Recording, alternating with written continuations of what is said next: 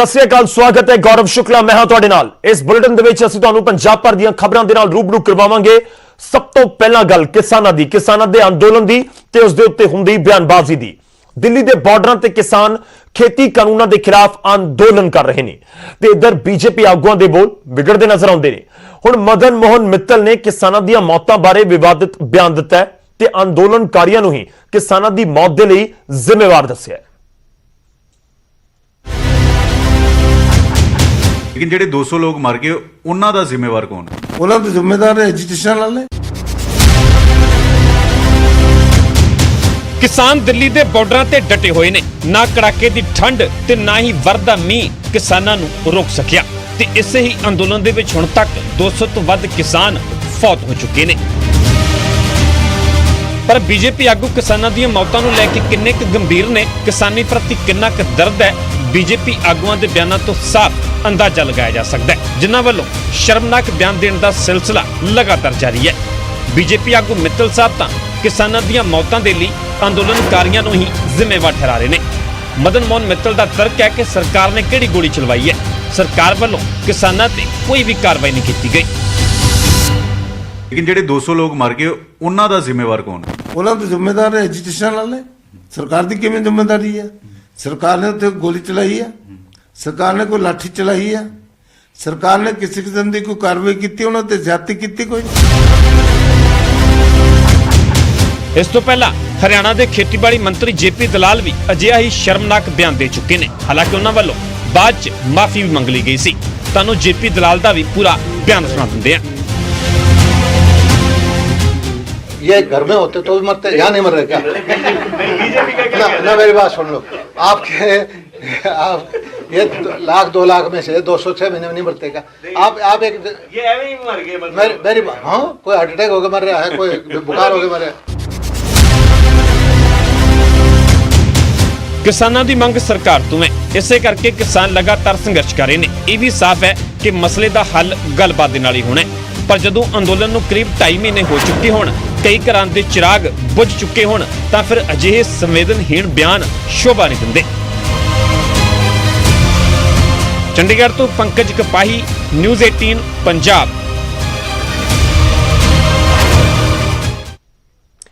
तो यह गल हुई बीजेपी के आगुआं की किसानी अंदोलन नूं लैके जो बयान दे रहे हैं। पर कांग्रेस भी पिछे नहीं। अपनी होंद बचाउण दे लई कांग्रेस शराब का सहारा लैण वाली है। यह असी नहीं, सगों कांग्रेस की एक महिला आगू विद्या देवी का बयान है, जिसने कांग्रेस की मीटिंग च कहा कि किसान अंदोलन नूं होर वधाउणा होवेगा, फिर चाहे इस दे लई शराब का भी सहारा क्यों ना लेना पवे। जब हम हारे हैं तो हमारा अस्तित्व खत्म ही हो चुका था। चाहे वो पैसे रुपए से दान कर सकता है, सब्जियों से दान कर सकता है, घी का दान कर सकता है, जैसे शराब का भी कर सकते हैं। ਇਹ मोहतरमा कांग्रेस आगू विद्या देवी है, जो कांग्रेस दी खत्म हुई होंद नूं वापस लियाउण दी तैयारी कर रही है। इस वास्ते इन्हां नूं किसान अंदोलन एक वड्डा मौका लग रहा है। किसान अंदोलन खत्म ना होवे, इस च कोई रुकावट ना आवे, इस वास्ते इन्हां दी योजना भी सुन लो। विद्या देवी का कहना है कि वर्करां नूं दान भावें सब्जी घ्यो दा करना पवे जां फिर शराब दा, अंदोलन अगे बढ़ना चाहिए। इस बार जब हम हारे हैं तो हमारा अस्तित्व खत्म ही हो चुका था। लेकिन ये आंदोलन हमें जो मिला है ना, ये 26 तारीख को खत्म हो चुका था। लेकिन किसी ना किसी तरह, क्योंकि किसान के इरादे मजबूत थे, ये दोबारा से खड़ा हुआ और इतनी मजबूती से खड़ा हुआ कि इसको हमने चलाना है। हम तो ये, मैं तो यही कहूँगी कि हर साथी की जितनी भी हिम्मत है, चाहे वो पैसे रुपए से दान कर सकता है, सब्जियों से दान कर सकता है, घी का दान कर सकता है, जैसे शराब का भी कर सकते हैं। सारी तरह से मैं कहती हूँ, जिस तरह से जिसका जो भी सहयोग बनता है करें और इस आंदोलन को बढ़ाएं। विद्या देवी कांग्रेस दी टिकट ते नरवाना तो विधानसभा चोण भी लड़ चुकी है अते हुण कांग्रेस पार्टी नूं मजबूत करन दी योजना बना रही सी। मौका कांग्रेस दफ्तर च होई जिला कार्यकारिणी दी मीटिंग दा सी। खास गल यह है कि इस मौके ते कांग्रेस दे सफीतों तो विधायक सुभाष गांगली समेत कई दूजे नेता भी मौजूद सन अते शराब वंडन दी गल जिवें ही विद्या देवी ने कही, सारियां ने तालियां बजा के इसका समर्थन भी किया। शराब का भी कर सकते हैं, सारी तरह से मैं कहती हूं, ਇੱਕ ਪਾਸੇ ਕੇਂਦਰ ਸਰਕਾਰ ਵਿਰੋਧੀਆਂ ਤੇ ਲਗਾਤਾਰ ਕਿਸਾਨ ਅੰਦੋਲਨ 'ਚ ਸਿਆਸਤ ਕਰਨ ਦਾ ਇਲਜ਼ਾਮ ਲਗਾ ਰਹੀ ਹੈ ਅਤੇ ਦੂਜੇ ਪਾਸੇ ਹੁਣ ਬੀਜੇਪੀ ਲੀਡਰਾਂ ਨੇ ਵਿਦਿਆ ਦੇਵੀ ਦੇ ਇਸ ਬਿਆਨ ਤੇ ਕਾਂਗਰਸ ਨੂੰ ਘੇਰਨਾ ਸ਼ੁਰੂ ਵੀ ਕਰ ਦਿੱਤਾ ਹੈ। ये कहती है कि किसान आंदोलन को सफल करने के लिए अगर उन लोगों को शराब भी बांटनी पड़े तो वो बांटनी चाहिए, क्योंकि कांग्रेस खत्म हो चुकी है। इसलिए कांग्रेस को दोबारा जिंदा रखना है तो किसान आंदोलन को वो एक अवसर के रूप में देख रहे हैं। इसलिए जो देश के प्रधानमंत्री ने कहा था कि किसान का जो सात्विक आंदोलन है उसको इन तथाकथित आंदोलन जीवियों से बचना चाहिए, जो आंदोलन की आड़ में किसानों के नहीं अपने हितों को पूरा करना चाहते हैं। ਵਿਦਿਆ ਦੇਵੀ ਦੇ ਇਸ ਬਿਆਨ ਤੇ ਸਵਾਲ ਉੱਠਣੇ ਲਾਜ਼ਮੀ ਨੇ ਕਿ ਕੀ ਆਪਣੀ ਪਾਰਟੀ ਨੂੰ ਮਜ਼ਬੂਤ ਕਰਨ ਦੇ ਲਈ ਕਾਂਗਰਸ ਕਿਸਾਨ ਅੰਦੋਲਨ 'ਚ ਸਿਆਸਤ ਕਰ ਰਹੀ ਹੈ ਅਤੇ ਇਸ ਵਾਸਤੇ ਜੋ ਆਸਰਾ ਲੈਣਾ ਪਵੇ, ਜੋ ਤਰੀਕਾ ਅਪਣਾਉਣਾ ਪਵੇ, ਕੀ ਸਭ ਮਨਜ਼ੂਰ ਹੋਵੇਗਾ।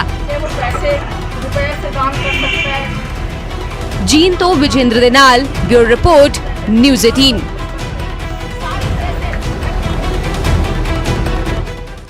ਤਾਂ ਕਾਂਗਰਸ ਦੀ ਇਸ ਆਗੂ ਨੇ ਬਿਆਨ ਦਿੱਤਾ ਤਾਂ ਹੁਣ ਬੀਜੇਪੀ ਪਲਟਵਾਰ ਕਰ ਰਹੀ ਹੈ, ਘੇਰਨ ਦੀ ਕੋਸ਼ਿਸ਼ ਕਾਂਗਰਸ ਨੂੰ ਹੋ ਰਹੀ ਹੈ। ਵਿਦਿਆ ਦੇਵੀ ਦੇ ਬਿਆਨ ਦੇ ਨਾਲ ਬੀਜੇਪੀ ਨੂੰ ਕਾਂਗਰਸ ਤੇ ਵਾਰ ਕਰਨ ਦਾ ਲਾਜ਼ਮੀ ਤੌਰ ਤੇ ਮੌਕਾ ਮਿਲ ਗਿਆ। ਅਨਿਲ ਵਿਜ ਕਹਿ ਰਹੇ ਨੇ ਕਿ ਸ਼ਾਇਦ ਇਹੀ ਕਾਂਗਰਸ ਦੀ ਸੰਸਕ੍ਰਿਤੀ ਹੈ। शराब के सहारे आंदोलन को जीवित रखा जाए और शायद ये कांग्रेस की कार्यप्रणाली भी है। अपने कार्यक्रमों को संपन्न करने के लिए वो इसी का ही सहारा लेते होंगे, इसीलिए उसने इतनी बात और इतनी स्पष्टता से कह दी।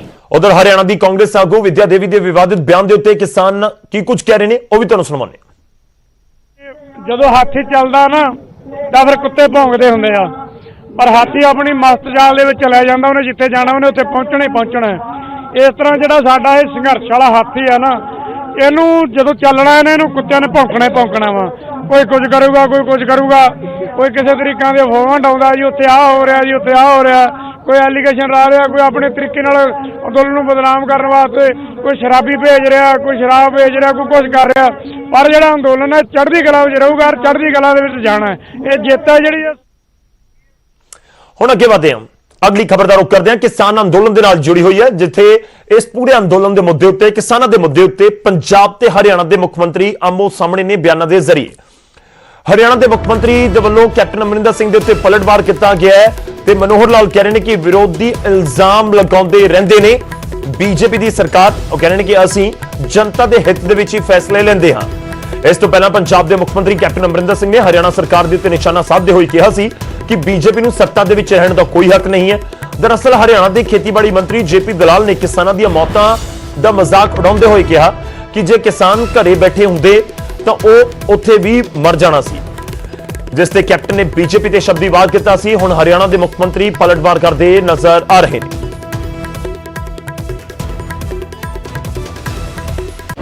देखिए, आरोप लगाने में कुछ भी लगाएं, विपक्ष के लोग निराधार आरोप लगाते रहते हैं, हमें उसकी चिंता नहीं है। हम जनता के हित में जो काम करते हैं जनता के सामने रखते हैं। कि जनता की अदालत में कौन कितना आगे बढ़ेगा, कौन कितना आएगा, वो सारी बातें सामने आ जाएंगी। बहुत दूर जाने की आवश्यकता नहीं है, थोड़े दिन में बंगाल में भी पता लग जाएगा क्या हो रहा है।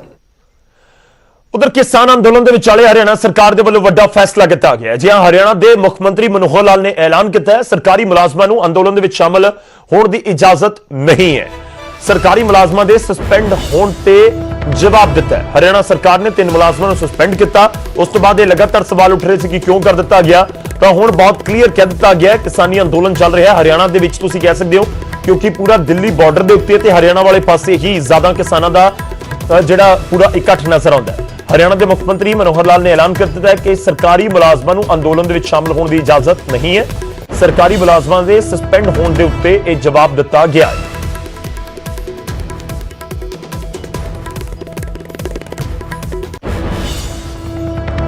ਹੁਣ ਅੱਗੇ ਵਧਦੇ ਹਾਂ।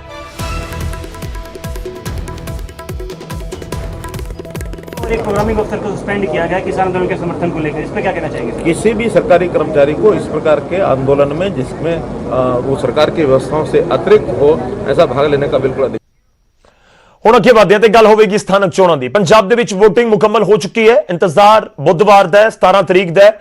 ਪਰ ਇਸ ਸਭ ਦੇ ਵਿਚਾਲੇ ਗੁੰਡਾਗਰਦੀ ਦਾ ਇੱਕ ਹੋਰ ਮਾਮਲਾ ਸਥਾਨਕ ਚੋਣਾਂ ਦੇ ਵਿੱਚ ਸਾਹਮਣੇ ਆਇਆ ਹੈ। ਅਕਾਲੀ ਦਲ ਦੇ ਵੱਲੋਂ ਕਾਂਗਰਸੀਆਂ ਦੇ ਉੱਤੇ ਫਾਇਰਿੰਗ ਦੇ ਇਲਜ਼ਾਮ ਲਗਾਏ ਗਏ ਨੇ। ਅਕਾਲੀ ਦਲ ਦੇ ਵਰਕਰਾਂ ਨੇ ਵੀਡੀਓ ਵੀ ਜਾਰੀ ਕੀਤੀ ਹੈ, ਬਕਾਇਦਾ ਇਲਜ਼ਾਮਾਂ ਵਾਲੀ ਵੀਡੀਓ, ਤੇ ਪੁਲਿਸ ਦੇ ਵੱਲੋਂ ਦਰਜ FIR ਦੇ ਉੱਤੇ ਵੀ ਸਵਾਲ ਚੁੱਕੇ ਨੇ। FIR ਦੇ ਵਿੱਚ ਅਕਾਲੀ ਆਗੂ ਸੱਜਣ ਚੀਮਾ ਸਣੇ 20 ਲੋਕਾਂ ਤੇ ਇਰਾਦਾ ਕਤਲ ਤਹਿਤ ਜਿਹੜੀ ਧਾਰਾ ਲਗਾਈ ਗਈ ਹੈ, ਤਾਂ 3 ਕਾਂਗਰਸੀ ਵਰਕਰਾਂ ਤੇ 336 ਧਾਰਾ ਲਗਾਈ ਗਈ ਹੈ। ਐਤਵਾਰ ਨੂੰ ਸੁਲਤਾਨਪੁਰ ਲੋਧੀ ਦੇ ਵਾਰਡ ਨੰਬਰ 1 ਦੇ ਵਿੱਚ VOTING ਦੌਰਾਨ ਕਾਂਗਰਸ ਤੇ ਅਕਾਲੀ ਦਲ ਦੇ ਵਰਕਰ ਭਿੜ ਗਏ ਸੀ। ਉਸ ਦੀਆਂ ਤਸਵੀਰਾਂ ਅਸੀਂ ਤੁਹਾਨੂੰ ਦਿਖਾ ਰਹੇ ਹਾਂ। ਇਸੇ ਝੜਪ ਨੂੰ ਲੈ ਕੇ ਪੁਲਿਸ ਨੇ FIR ਦਰਜ ਕੀਤੀ ਹੈ। ਅਕਾਲੀ ਦਲ ਹੁਣ ਇਲਜ਼ਾਮ ਲਗਾ ਰਿਹਾ ਇਸ ਵੀਡੀਓ ਨੂੰ ਜਾਰੀ ਕਰਕੇ, ਤੇ ਅਕਾਲੀ ਦਲ ਦਾ ਇਲਜ਼ਾਮ ਹੈ ਕਿ ਗੋਲੀ ਤਾਂ ਕਾਂਗਰਸੀਆਂ ਨੇ ਚਲਾਈ ਸੀ ਤੇ 307 ਤੁਸੀਂ ਸਾਡੇ ਉੱਤੇ ਲਗਾ ਦਿੱਤੀ। ਇਸ ਨੂੰ ਲੈ ਕੇ ਪੁਲਿਸ ਪ੍ਰਸ਼ਾਸਨ ਦੇ ਉੱਤੇ ਵੀ ਸਵਾਲ ਚੁੱਕੇ ਜਾ ਰਹੇ ਨੇ। ਗੁੰਡਾਗਰਦੀ ਹੋਈ ਹੈ 1 ਨੰਬਰ ਬੂਥ ਦੇ ਉੱਤੇ। ਜਦੋਂ ਕਿ ਇਲੈਕਸ਼ਨ ਬਿਲਕੁਲ ਖਤਮ ਹੋ ਗਈ ਹੈ, 1 ਅੱਧਾ ਮਿੰਟ ਰਹਿੰਦਾ ਸੀ, ਅਚਾਨਕ ਜਿਹੜੇ 50-60 ਕਾਂਗਰਸ ਦੇ ਵਰਕਰ ਨੇ ਜਿਨ੍ਹਾਂ ਦੀ ਅਗਵਾਈ ਰਾਜੂ ਢਿੱਲੋਂ ਔਰ ਲਾਡੀ ਨੱਥੂਪੁਰ ਤੋਂ ਉਹ ਕਰ ਰਹੇ ਸੀਗੇ, ਤੇ ਉਹਨਾਂ ਨੇ ਬੂਥ ਕੈਪਚਰ ਕਰਨ ਦੀ ਜਿਹੜੀ ਇਹ ਕੋਸ਼ਿਸ਼ ਕੀਤੀ। ਜਦੋਂ ਅਕਾਲੀ ਵਰਕਰਾਂ ਨੇ ਵਿਰੋਧ ਕੀਤਾ ਤੇ ਉਹਨਾਂ ਨਾਲ ਹੱਥੋਂ ਪਾਈ ਹੋਏ, ਇੱਟਾਂ ਰੋੜੇ ਮਾਰਨ ਲੱਗ ਗਏ। ਇੱਧਰੋਂ ਵੀ ਇੱਟਾਂ ਰੋੜੇ ਚੱਲੇ, ਔਰ ਜਿਹੜਾ ਲਾਡੀ ਹੈ ਉਹਦੇ ਹੱਥ ਦੇ ਵਿੱਚ ਪਿਸਟਲ ਹੈ ਔਰ ਸਿੱਧੇ ਸ਼ਰੇਆਮ ਫਾਇਰ ਕਰ ਰਿਹਾ ਹੈ, ਜਿਹੜੀ ਕਿ ਮੇਰੇ ਕੋਲ ਵੀਡੀਓ ਵੀ ਹੈ। ਇਹ ਇੱਕ ਸਾਈਡ ਤੋਂ ਜਿਹੜੇ ਅਕਾਲੀ ਵਰਕਰ ਹੈਗੇ ਆ ਉਹਨਾਂ ਦੇ ਬਰਖਲਾਫ ਜਿਹੜਾ ਉਹ 307 ਵਗੈਰਾ FIR ਦਰਜ ਕੀਤੀ ਗਈ ਹੈ। ਬਾਈ ਨੇਮ ਨੇ ਵੀ 22 ਪਰਸਨ ਤੇ ਬਾਕੀ ਅਣਪਛਾਤੇ ਨੇ 35-40। ਇਸ ਤਰ੍ਹਾਂ ਹੀ ਅਕਾਲੀ ਵਰਕਰਾਂ ਦੀ ਸਟੇਟਮੈਂਟ ਤੇ ਜਿਹੜਾ ਮੁਕੱਦਮਾ ਦਰਜ ਕੀਤਾ ਗਿਆ ਕੈਂਡੀਡੇਟ ਤੇ, ਉਹ ਬਾਈ ਨੇਮ 2 ਪਰਸਨ ਤੇ ਬਾਕੀ 40-50 ਜਿਹੜੇ ਅਣਪਛਾਤੇ ਨੇ।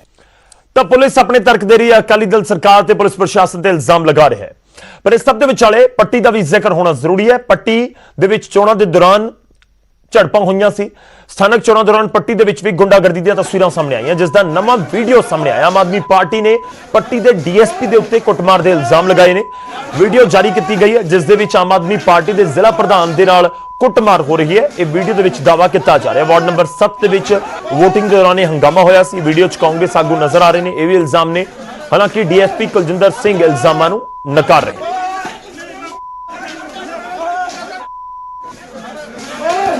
ਵਾਇਰਲ ਹੋਈ, ਉਹਦੇ 'ਚ ਸਭ ਜਗਜਾਰ ਹੋ ਗਿਆ ਤੇ ਅੰਦਰ ਵੀ ਪੁਲਿਸ ਨੇ ਸਾਡੀ ਮਾਰਕਟਾਈ ਕੀਤੀ। ਸਾਡੇ ਬੰਦਿਆਂ ਦੇ ਫੋਨਾਂ ਤੇ ਉਹ ਵੀਡੀਓ ਬਣੀਆਂ ਸਨ ਤੇ ਇਹਨਾਂ ਨੇ ਕੁੱਟਮਾਰ ਕਰਕੇ ਉਹ ਫੋਨ ਖੋਲੇ, ਫੋਨ ਤੋੜ ਦਿੱਤੇ ਗਏ। ਤੇ ਇਹ ਜਿਹੜੀ ਵੀਡੀਓ ਵਾਇਰਲ ਹੋਈ ਹੈ ਕਿਸੇ ਤੀਜੇ ਸ਼ਖਸ ਨੇ ਆਪਦੇ ਫੋਨ ਤੇ ਬਣਾਈ ਸੀ। ਹੋ ਸਕਦਾ ਹੌਲੀ ਹੌਲੀ ਹੋਰ ਵੀ ਵੀਡੀਓ ਵਾਇਰਲ ਹੋਣ। ਸਿਰਫ ਇੰਨੀ ਗੱਲ ਕੀਤੀ ਕਿ ਜਾਲੀ ਵੋਟਾਂ ਭੁਗਤਾਉਣ ਤੋਂ ਅਸੀਂ ਕਾਂਗਰਸੀਆਂ ਨੂੰ ਰੋਕਿਆ ਤੇ DSP ਉਹਨਾਂ ਦੀ ਅਗਵਾਈ ਕਰਨ ਲੱਗ ਪਿਆ, ਅੱਗੇ ਲੱਗ ਕੇ ਮਾਰਕਟਾਈ ਕਰਨ ਲੱਗ ਪਿਆ ਤੇ ਕਹਿਣ ਲੱਗ ਪਿਆ ਵੀ ਇਹ ਵੋਟਾਂ ਤਾਂ ਭੁਗਤਣੀਆਂ ਨੇ, ਤੁਸੀਂ ਇੱਥੋਂ ਸਕੂਲ ਤੋਂ ਬਾਹਰ ਚੱਲੋ। ਜਦੋਂ ਮੈਂ ਕਿਹਾ ਕਿ ਜਿੰਨਾ ਚਿਰ ਤੁਸੀਂ ਉਹਨਾਂ ਨੂੰ ਬਾਹਰ ਨਹੀਂ ਕਰਦੇ ਅਸੀਂ ਬਾਹਰ ਨਹੀਂ ਜਾਣਾ, ਕਿਉਂਕਿ ਉਹ 7 ਵਾਰਡ ਦੇ ਵਸਨੀਕ ਨਹੀਂ, ਉਹ ਇੱਥੋਂ ਦੇ ਵੋਟਰ ਨਹੀਂ। ਤੇ ਉਸੇ ਤੇ ਕੁਲਜਿੰਦਰ ਸਿੰਘ DSP ਪੱਟੀ ਨੇ ਨਾਲ ਆਪਦੀ ਟੀਮ ਲੈ ਕੇ ਮੇਰੀ ਮਾਰਕਟਾਈ ਸ਼ੁਰੂ ਕਰਤੀ। ਕੱਲ ਨਗਰ ਕੌਂਸਲ ਪੱਟੀ ਵਿੱਚ ਮਿਤੀ 14/2 ਨੂੰ ਇਲੈਕਸ਼ਨ ਹੋਈ ਸੀ, ਜਿਹਦੇ ਵਿੱਚ ਸੰਬੰਧ ਵਿੱਚ ਅਲੱਗ-ਅਲੱਗ ਪੋਲਿੰਗ ਸਟੇਸ਼ਨਾਂ ਤੇ ਜਿਹੜੇ ਪੁਲਿਸ ਅਫਸਰ ਤੇ ਪੁਲਿਸ ਮੁਲਾਜ਼ਮ ਤਾਇਨਾਤ ਕੀਤੇ ਗਏ ਸੀ ਤੇ ਅਮਨਪੂਰਵਕ ਸ਼ਾਂਤੀਪੂਰਵਕ ਤਰੀਕੇ ਨਾਲ ਕਰਾਉਣ ਦੇ ਲਈ ਸਾਰੀ ਫੋਰਸ ਇੱਥੇ ਲਗਾਈ ਗਈ ਸੀ। ਇਸ ਪੋਲਿੰਗ ਦੌਰਾਨ ਵਾਰਡ ਨੰਬਰ 7 ਦੇ ਸਕੂਲ ਦੇ ਵਿੱਚ ਵਰਕਰ ਆਪਸ ਵਿੱਚ ਭਿੜ ਗਏ ਸੀ, ਜਿਨ੍ਹਾਂ ਨੂੰ ਪੁਲਿਸ ਮੁਲਾਜ਼ਮਾਂ ਨੇ ਬੜੀ ਤਰੀਕੇ ਨਾਲ ਉੱਥੋਂ ਪਾਸੇ ਹਟਾਇਆ। ਇਹਦੇ ਦੌਰਾਨ ਆਮ ਆਦਮੀ ਪਾਰਟੀ ਦੇ ਵਰਕਰਾਂ ਨੇ ਪੁਲਿਸ ਨਾਲ ਵੀ ਮਿਸਬਿਹੇਵ ਕੀਤਾ ਸੀ, ਪਰ ਉੱਥੇ ਮੌਕੇ ਤੇ ਨਾ ਤਾਂ ਕਿਸੇ ਦੇ ਕੋਈ ਸੱਟ ਫਿੱਟ ਲੱਗੀ ਔਰ ਨਾ ਹੀ ਕਿਸੇ ਕਿਸਮ ਦੀ ਕੋਈ ਗੋਲੀ ਚੱਲਣ ਦਾ ਵਾਕਿਆ।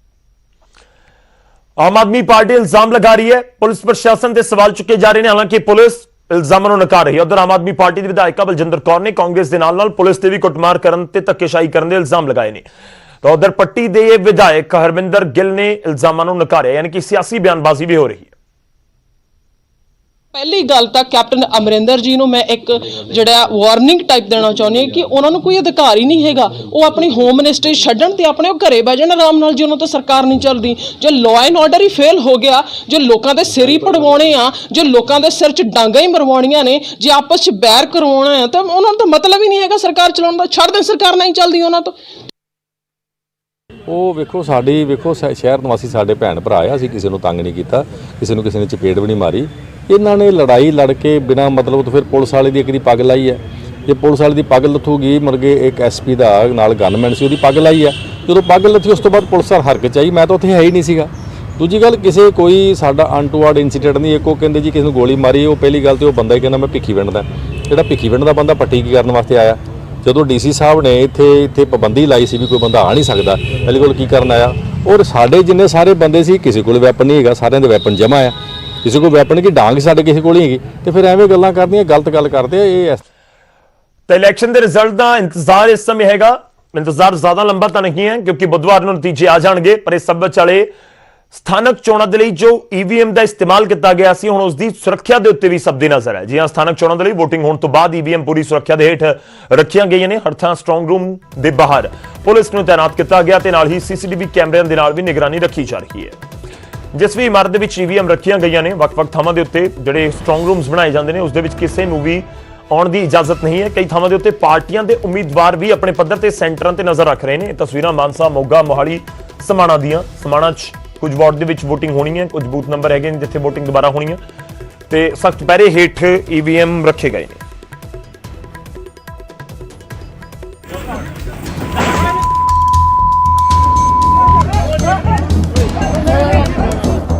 ਉਮੀਦਵਾਰਾਂ ਦਾ ਇਮਤਿਹਾਨ ਸਿਰਫ VOTING ਦੇ ਨਾਲ ਹੀ ਖਤਮ ਨਹੀਂ ਹੋਇਆ, ਸਗੋਂ ਆਖਰੀ ਵੋਟ ਦੀ ਗਿਣਤੀ ਤੱਕ ਚੱਲਣ ਵਾਲਾ ਹੈ।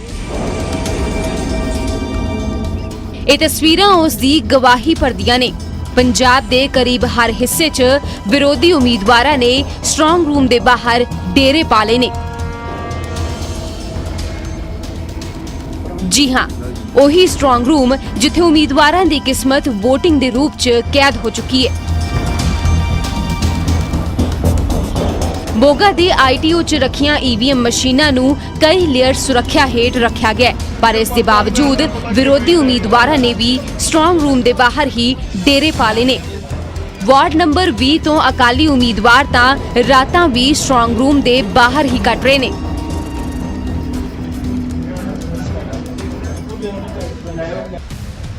ਮਾਨਸਾ ਨਗਰ ਕੌਂਸਲ ਦੇ 148 ਉਮੀਦਵਾਰਾਂ ਦੀ ਕਿਸਮਤ ਵੀ 14 ਫਰਵਰੀ ਨੂੰ EVM 'ਚ ਕੈਦ ਹੋ ਗਈ। ਇਸ ਦੇ ਲਈ ਹਰ ਉਮੀਦਵਾਰ ਆਪੋ ਆਪਣੇ ਸਪੋਰਟਰਸ ਦੇ ਜ਼ਰੀਏ ਇਨ੍ਹਾਂ ਸਟਰੋਂਗ ਰੂਮਸ ਦੇ ਬਾਹਰ ਡਟ ਗਏ ਨੇ।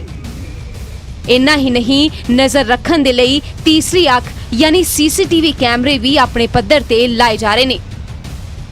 ਨਗਰ ਕੌਂਸਲ ਤੇ ਨਗਰ ਪੰਚਾਇਤ ਦੀਆਂ ਚੋਣਾਂ ਹੋਈਆਂ ਨੇ, ਜਿੱਥੇ 148 ਉਮੀਦਵਾਰਾਂ ਦੀ ਕਿਸਮਤ ਹੈ ਜਿਹੜੀ EVM ਦੇ ਮਸ਼ੀਨਾਂ ਵਿੱਚ ਬੰਦ ਹੋ ਗਈ ਹੈ। ਮਾਨਸਾ ਜ਼ਿਲ੍ਹੇ ਦੇ ਵੱਖ-ਵੱਖ EVM ਸੈਂਟਰਾਂ ਦੀ ਤਸਵੀਰਾਂ ਦਿਖਾ ਰਹੇ ਹਾਂ। ਬੇਸ਼ੱਕ ਸਿਕਿਉਰਿਟੀ ਦੇ ਪ੍ਰਬੰਧ ਕੀਤੇ ਹੋਏ ਤੇ ਵੱਖੋ ਵੱਖਰੇ ਉਮੀਦਵਾਰ ਤੇ ਉਹਨਾਂ ਦੇ ਸਪੋਰਟਰ EVM ਦੀ ਰਾਖੀ ਤੇ ਲੱਗੇ ਹੋਏ ਹੈ।